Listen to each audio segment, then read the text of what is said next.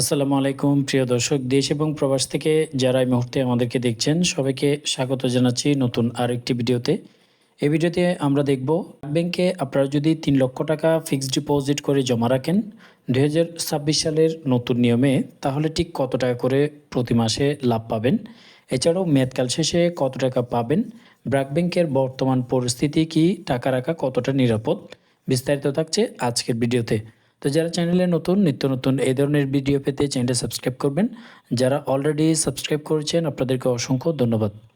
BRAC bank সর্বশেষ হালনাগাদকৃত rate হচ্ছে ৩ মে ২০২৬ সালে মাসের ৩ তারিখে সর্বশেষ আপডেট করা হয়েছিল তাদের যে ফিক্সড ডিপোজিট রেট থেকে শুরু করে লোনের যে ইনস্ট্রুমেন্টগুলো। এখানে বিভিন্ন স্কিম বিভিন্ন মেয়াদে করা যায়। প্রবাসীদের জন্য স্পেশালি কিছু অ্যাকাউন্ট রয়েছে, এগুলো নিয়ে পরবর্তীতে আলোচনা করা হবে।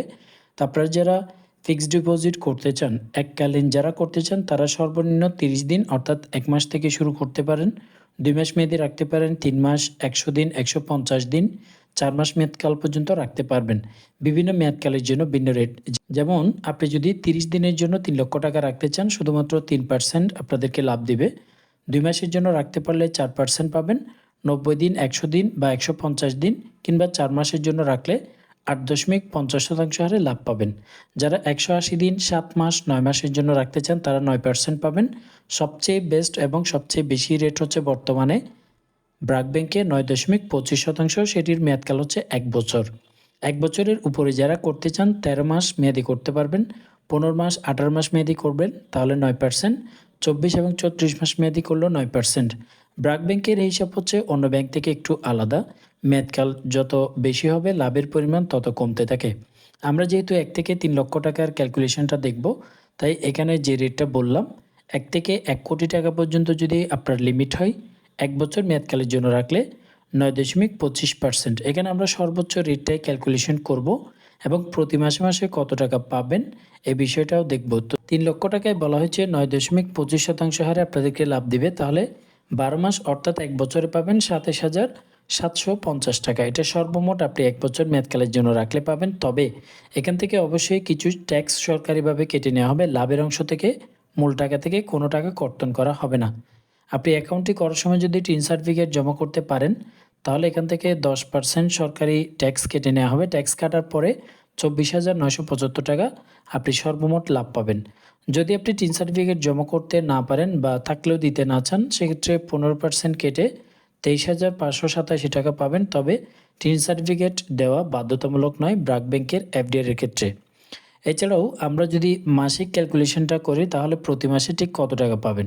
যেহেতু 1 বছরের প্রফিট হচ্ছে 27,750 টাকা, প্রতি মাসে সেম রেট আপনারা যদি মাসিক লাভের এফডিআরটিও করতে চান তাহলে 9.25% হারে বর্তমানে লাভ দিচ্ছে ব্র্যাক ব্যাংকের পক্ষ থেকে।